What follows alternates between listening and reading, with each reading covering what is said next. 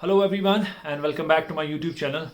मैं उम्मीद करता हूं कि आप लोग अच्छे से होंगे। आपके रोज़े जो गुजरे चार, आज फोर्थ रोज़ा है, ये भी आपका अच्छे से गुजर रहा होगा। आप सभी को रमज़ान मुबारक। दो चीज़ें इस मंथ के हवाले से मुझसे पूछी जा रही हैं। एक ये कि रनिंग की प्रैक्टिस कब करें, क्या करें, कितनी करें, और दूसरा कि पढ़ाई का बेटर टाइम, बेस्ट टाइम कब है। देखें, सबसे पहले एक चीज़ जो मैंने एक्सपीरियंस किया है वही मैं आपके साथ शेयर करूंगा। अब मे भी किसी के थॉट्स मेरे साथ ना मिलें तो कोई प्रॉब्लम नहीं है, लेकिन जो चीज़ मैंने खुद की है वही मैं आपको भी बताने जा रहा हूँ।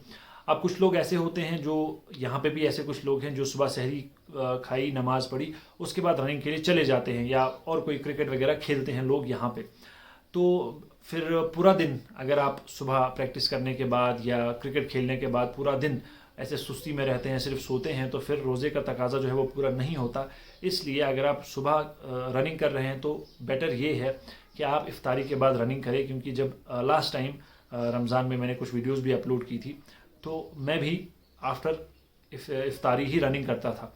और उसमें रनिंग भी इतनी करनी है कि आपका जो रिदम बना हुआ है, यानी आप 1 महीने 1.5 महीने से प्रैक्टिस कर रहे हैं, वो रिदम टूटना नहीं चाहिए। कि अगर आप 1 महीने का ब्रेक लेते हैं और ईद के बाद रनिंग स्टार्ट करते हैं, ऐसा फील नहीं होना चाहिए कि मैं बिल्कुल ही नए से स्टार्ट कर रहा हूँ। इसलिए 1 किलोमीटर या 1200-1300 मीटर बहुत है मेरे हिसाब से रिदम को मेंटेन करने के लिए, क्योंकि बाद में आपने तरावी भी पढ़नी है तो मुश्किल हो जाएगी। तो सिर्फ रिदम मेंटेन करने के लिए इफ्तारी के बाद आपने नमाज पढ़ी और उसके बाद 10, 12, 15 मिनट थोड़ी बहुत रनिंग कर ली, और ये बहुत है। आपकी बॉडी जो है यूज टू रहेगी इस चीज़ के साथ। तो ये है रनिंग का, ये मैंने खुद भी किया है, इसलिए मैं आपको भी बोल रहा हूँ। और ये ठीक था। और मैं लास्ट रमज़ान में 15 से 18 दिन रनिंग की होगी, ठीक है, क्योंकि बीच में एक दिन हम ऑफ भी रखते थे। तो 15 से 18 दिन या 20 दिन मैक्सिमम मैंने रनिंग की होगी, ठीक है। दूसरी चीज़ है पढ़ाई की।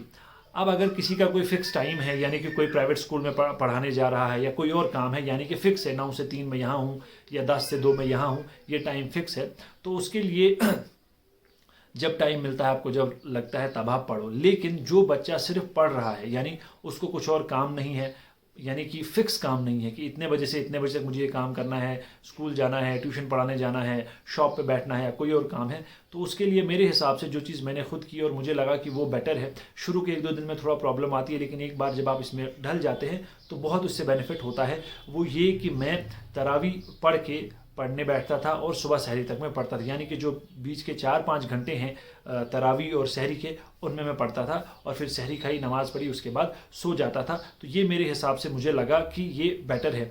लेकिन अगर ये चीज़ आपको सूट नहीं करे, आप इसको ट्राई करो, ये बहुत बेनिफिशियल है। लेकिन अगर फिर भी आपको ये सूट नहीं कर रही तो कोशिश करो कि नमाज के बाद अगर आप सोते हो तो नमाज के फ़ौरन बाद आप सो जाओ, और 3 घंटे, मुझे लगता है कि 6 बजे तक आप नमाज से फ्री हो जाते होंगे, 7, 8 और 9, 9:30 तक आप जाग जाओ।